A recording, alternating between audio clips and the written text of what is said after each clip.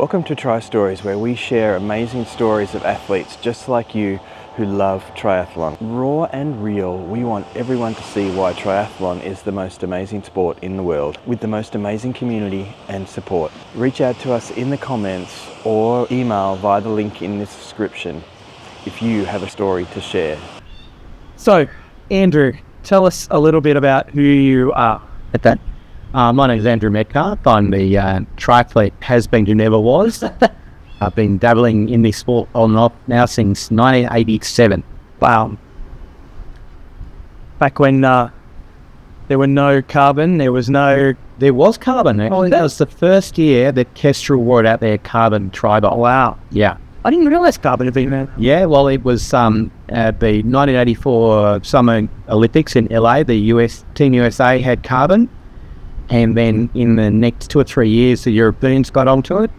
And then Kestrel, which was actually a firm run by a bloke who was an avid triathlete, brought out their first Kestrel bike. And Team Barracuda, based in Australia, Pro Team, had a whole heap of Kestrel bikes. Wow. Yeah.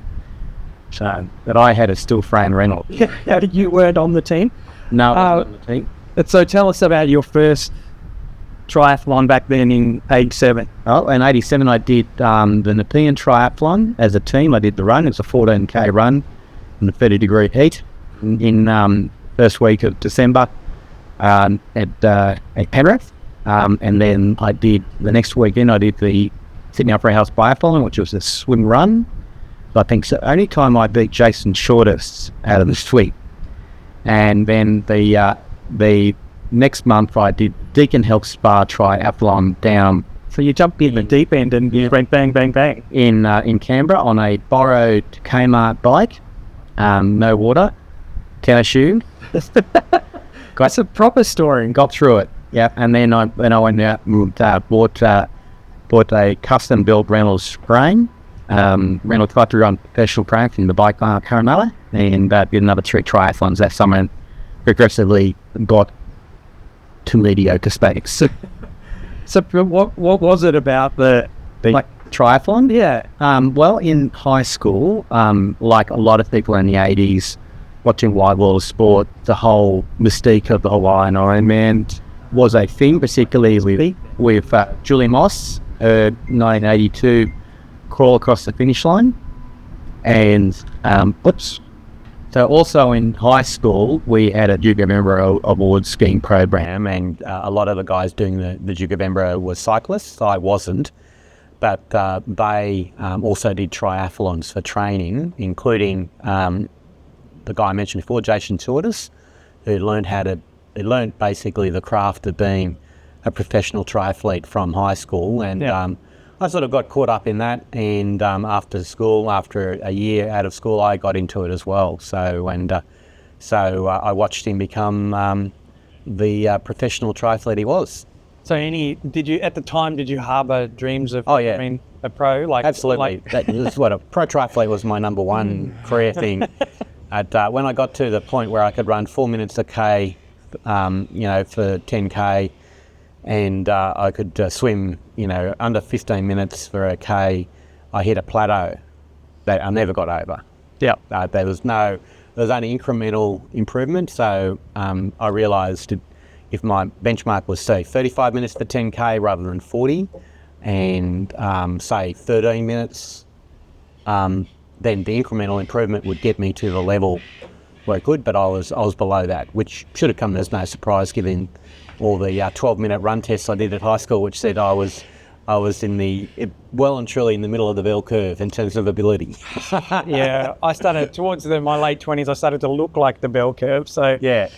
So triathlon was that was always your thing. Yeah. Have you done any other kinds of sports? Or? Oh yeah. Well, I then later on in life, after I had a really bad back injury, I got into ocean swimming. So I did a lot of ocean swimming in my late 30s. Yeah, so I did that, and I still do ocean swimming now. So life saving. So have you done open water swims? I have, yeah. So any big ones? Or? Well, the biggest one I've done is the Southhead Rough Water, which is from Bondi to Watson's Bay. So it's advertised at 10Ks. I think it's more 11 or 12, depending on... Nothing's a straight line in the ocean. Well, it's not a straight line, and it depends whether you can actually swim over the reef at South Head or whether you have to swim around Around it. Yeah. Yeah, wow. Yeah, so I did that 15 years ago when the only thing I could do was swim at that stage because of back injury. I still swim with a lot of people that swim big events. With a group called Vlad Swim. Coach Vlad has now taken over 90 swimmers in his group across the English Channel, and I think he's looking forward to doing his 100th and last next year. Wow. Yeah. That's one of those, I understand the mechanics of something like a channel swim, but the mind required to do, I understand how far it is and how many hours and how fast you have to swim, but to actually do it. I can't warm myself up, even though I've done Ironman, so I know what it's like to be out there for close to 16 hours on a bad day. I can't get my head around spending that same amount of time in the water. Yeah. I would like to do the Gibraltar Channel Swim, which is from Gibraltar to Tangiers. It's supposed to be 16 Ks, but I think it swims a bit longer than that, so it's between 4 and 6 hours, depending on how you're going. So that's probably on the to-do list for the next few years, but the English Channel, let alone the Northern Channel or Manhattan Island or whatever like that, does not interest me. No, they're a bit... There's something about swimming in the... I don't mind swimming in the ocean, even with the bites that we have around here, but I can't... I don't know, there's something about not knowing what's underneath you and the whole mental side of doing that for many, many hours at a time just freaks me out a little bit. So all power to you. Yep. So what's your favourite memory from all of your years of triathlon? Well, I've had many. I reckon probably when I was 20, I did the World Cup triathlon up in the Gold Coast, which was a big international race. They had all the top pros around the world there. I remember starting and having photos of me on the start line next to 3 of the big 4. So Scott Kinley, Mark Allen, Dave Scott and Andrew Metcalfe were all in a row on the start line. That was the last I saw them that day. And I had problems where I lost my nutrition and they ran out of nutrition, so I did basically the last 100 Ks of the bike on water.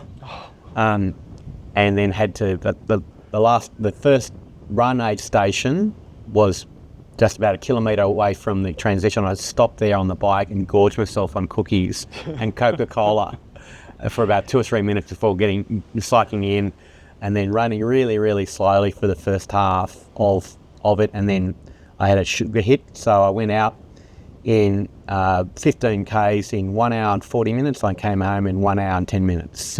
I was very happy with that. The energy finally kicked in. I did. I felt that was a very big experience, big feeling coming across that finish line after a 8-hour day full of steam.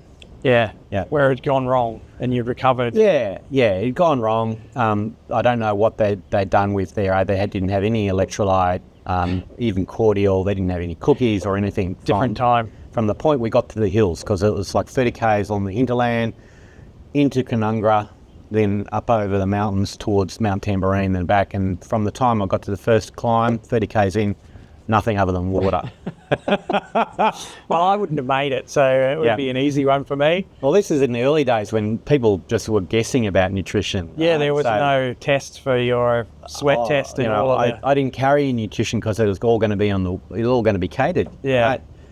No, and they didn't have things back then like gels and whatever. Personal needs stations. And it was only later that I realised that some of the Aussies had already worked out how to take get product. There's this product called Polydure, which was used for cancer patients. You can buy from chemists. It was just maltodextrin. Yeah.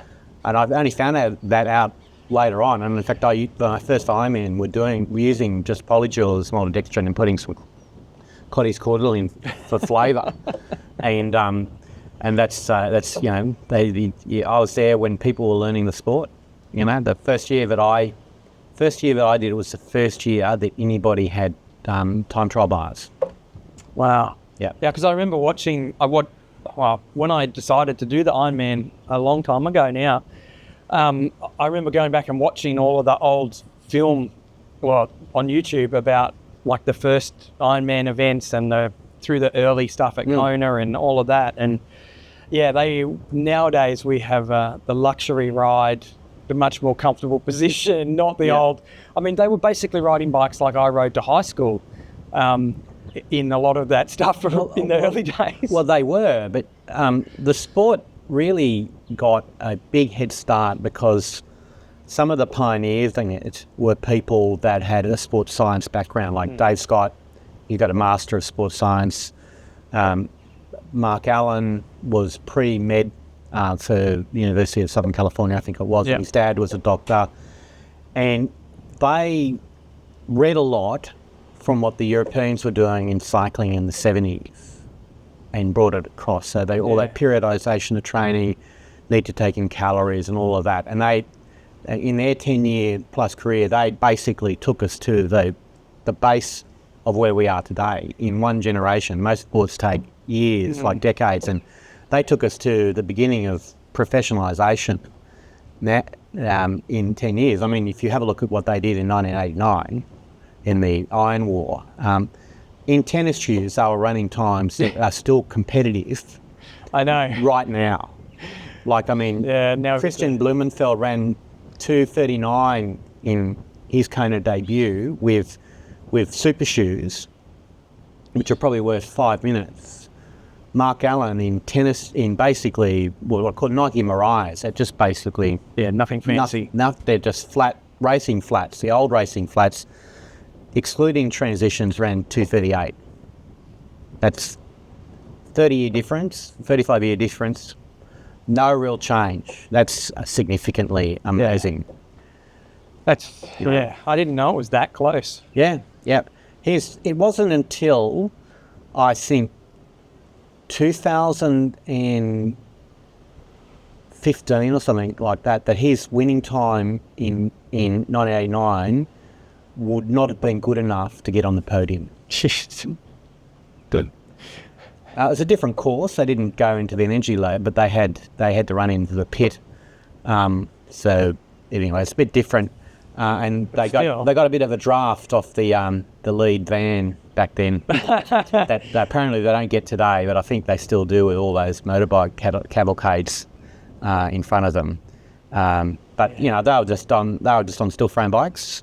Nice wheels and tires, but they were not deep rimmed or anything like that. Oh no, nothing like nothing like today. Yeah. So what do you think it is about triathlon that makes it special for you? Like why have you stuck with? I mean, obviously why you loved it to start with.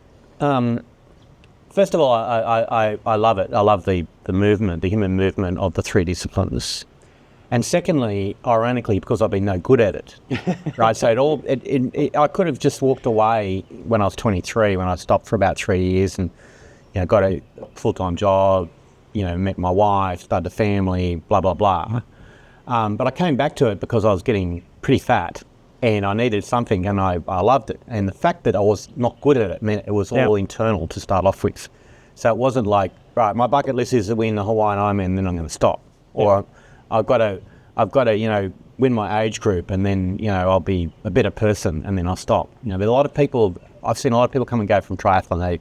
They have a bucket list. So I've got to do Kona. So 5 years, they're on the Kona train, they get to Kona, they do a couple of club races and you never see them again. Yeah. Right? So because that's never been my journey, that's the reason why I've always stuck with it. I can't imagine doing that, to be honest. I mean, I've only been in triathlon for a couple of years now, and it seems like it's really like a lifestyle choice rather than just a... Yeah, well, that's it's not like you...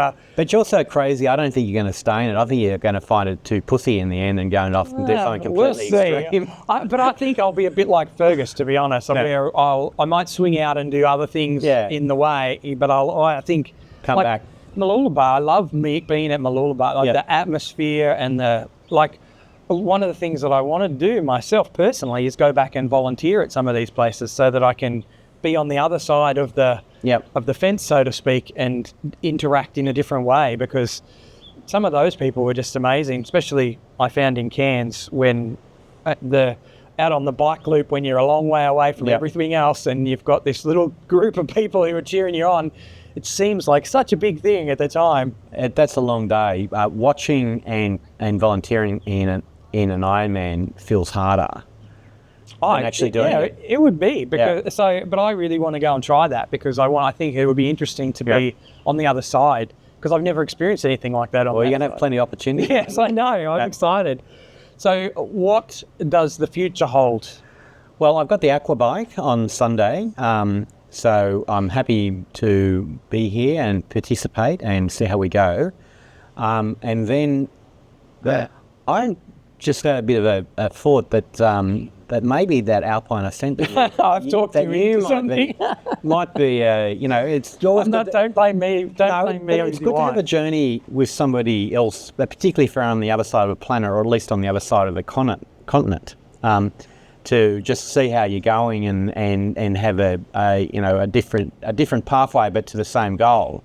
So I'm going to think about that. I was going to go to Pontevedra and do the aquabike next year in June, and try to do that with a family holiday. But I'm just looking at the sums; it's just so so expensive. And I do have the World Championships in Wollongong for the standard distance aquabike and the sprint distance triathlon in October next year, which kind of makes more sense. So maybe something like the Alpine Ascent, and then have come back and do an Ironman after a 13-year hiatus. That might be just for fun. Yeah, well, I think I got one more Ironman in me. What's the best place you've ever been for an event? I think Taupo in New Zealand. Yeah, that's a great Ironman. Yeah, I haven't been to the event, but I've been to the place. But I have to say, Cairns does a good Ironman. Yeah. You know. Yeah, well, I might have been spoilt for my first one, but I think you had a perfect day. I had the opposite of a perfect day. I wouldn't say physically it was a perfect day, but in terms of weather, but the weather was amazing. Yeah, you couldn't have picked a better day, and there wasn't much wind. It was just nice. I had one of those days a decade ago, 2013, where it just rained all day, effectively, and all night. Yeah. And it was a big comeback. I had 3 years on the couch, or actually on the mat on the floor. I had a period where I had to sleep like I was praying to Mecca. It was so bad. But been a lot of physiotherapy and ocean swimming got me into it, and I got back into doing some club races. And I thought, stuff it, I'm going to do it. So I did it. I was working very hard at that stage. I was a full-time Crown prosecutor. So I think that year, including doing the Ironman, I also took 17 jury trials to verdict. So that was a big year for me. And I also had an operation to fix up a skin cancer, which turned out not to be a skin cancer. It was a wasted operation, but I did it anyway. Just for fun. Just for fun. So that was a big year. And so I did that on about 8 hours a week training, and had my ass handed to me, because you've always got to respect the distance. Yeah, It doesn't matter if it's a fairly easy course, as Cairns is, or it's a hard course. You've got to respect the distance. They've all got teeth. It's just a matter of whether you see them on the day or not. Yeah. And it's just I've heard that story, that if you don't respect it, then it will come out and bite you. And after that, I decided, and this is sort of counterfactual because I said I never wanted to do the English Channel, but then I decided I did, but only as part of a triathlon. I discovered this event called the Arc to Arch. Oh, I saw the that. Arch to the Arc. Yes. So from Marble Arch, 145 k's to Dover. Swim the English Channel, they allow you to wear a wetsuit, so it's not English Channel rules. Yeah. But then within 8 hours of getting off the boat on the other end, you've got to start the bike, and the bike is, I think, 270 odd kilometres to the Arc de Triomphe. Arc de Triomphe. And I thought, right, that's it. 5-year plan. I'm 45. When I'm 50, I'm going to do it. So I was super motivated. First long ride back out, I saw somebody I knew, waved to them, hit the speed bump, arse over, and broke my hip. So it took me a couple of years to get my strength back there, and then that was it. And then COVID hit, and I'm on the other side of COVID now. Yeah. So last question, for anyone out there watching, what advice would you give them if they saw this and they didn't know anything about triathlon and wanted to get involved? I think absorb as much information as you can from other people, and it depends what your goal is. If your goal is to do a triathlon, just join a club. There'll be club races, anything up to half Ironman distance. You'll be able, just through the club environment, have the journey marked out from you by all the people you meet. If you're going to do an Ironman from scratch, like Shane here, it depends on your background. If you come from a swim background, say for example you did surf lifesaving or you're a pool swimmer, then you know that you can probably just do 10Ks a week in the bank, and that'll be there for you. If you're not, my advice would be to learn how to swim distance and in the ocean. And so in other words, do it the opposite way around from Shane. Yeah, well, I wasn't scared. I was more scared of the swimming in terms of not knowing whether I could do it or not. Because obviously you can run, you can walk. I think you get a self-confidence by learning to swim with a good group of people. If you're in Melbourne, get in contact with Brendan Ford, I think is a very good idea. If you're in Sydney, you can't go wrong getting in touch with Vlad Swim, who I swim with. And anywhere in Queensland, just turn up to a local swimming pool and see who's about to assist you. They've got great facilities there. And that'll have a multiplier. It may not necessarily mean you'll end up swimming under the hour for the Ironman swim leg, but it'll mean that you'll be efficient, you'll be confident, you'll save a lot of energy, which you'll get the dividend in the last half of the marathon. Saving energy early on in the day is the big thing, to have the energy at the end of the day. Yeah, which I hadn't really thought about. We talked about that earlier today, and I kind of makes logical sense. Yeah, I mean, think about it. If you do what you're going to do over next year, you will be a 1:15 swimmer easily, maybe even better. But the point is, you'll actually, rather than just saving 15 minutes, which is like, 25% or 20% of your time, you could save 50% of the energy you spend in the first hour and a half. And that, I think, it's like... much bigger multiplier. It's like Mark Allen said when I read his book, Total Triathlete. It's pay and save. When you're doing Ironman, you've got to make a decision. Are you going to pay? And you say, for him, am I going to pay by going with Dave Scott up Palani Hill 10 miles into the marathon, or am I going to save that energy for later on? Yeah. But for us knockabout people, pay and save is a calculation that starts when the gun goes off. Yeah, and you've just got to put the time in. I mean, you can't, you're not going to get to the finish line if you haven't put in the time. Yeah. So, well, thank you very much. But the second tip would watch Shane's series of videos, because other than that, I think he got everything right. He got himself a coach at the right time who gave him the right advice on all the other things he did. He did the right things. He didn't get a tri-wanker bike to start off with. He got a road bike. I've got one of those now. He got a road bike and he got it well set up. He got his nutrition sorted really well, in a comfortable position. Generally, even though he had problems in the run, potentially because of that, that was the right thing. Maybe get a professional bike fit a little bit earlier than Shane did in the process. But other than that, pretty much knocked everything out of the ballpark, I think, in terms of preparation. Nutrition was the big thing for me. You got that right. Yeah, and that you played around with that for about 3 or 4 months. That was the weird thing. And you're making mistakes in training and learning from it, and you came around to something fairly similar to what I was suggesting, but you needed to not just take it from me. You needed to learn it. You needed to learn it, so you didn't just have it somebody telling you here, but you could feel it here, right? And I think the other side of that is that everybody is different. You can't copy someone else's nutrition. That's right. You can try it, but then you've got to find your own version of it. I think for me, it was a big, because I finished, even though I struggled physically with the Ironman, I finished feeling good because my nutrition and hydration and everything was spot on. And you had that spot on. I wasn't wrecked. I wasn't vomiting on the side of the course and because you see those people, they're there. So you're doing better than Lionel Sanders. Oh, well, right? I tried. He still keeps on making the same mistakes. Yeah, well. Anyway, we'll see how he goes this Sunday, whether he's 100-gram calorie strategy, 100 grams of carbohydrate per hour strategy work stream? I hope. Well, if you can keep it down, it might. Well, Christian Blumenthal, mate, projectile vomit, 2 seconds later, back in the Morton gels. Mate, that is hardcore. Yeah, I could tell you some stories about drinking and that in my 20s, but that's a whole other story. Yep.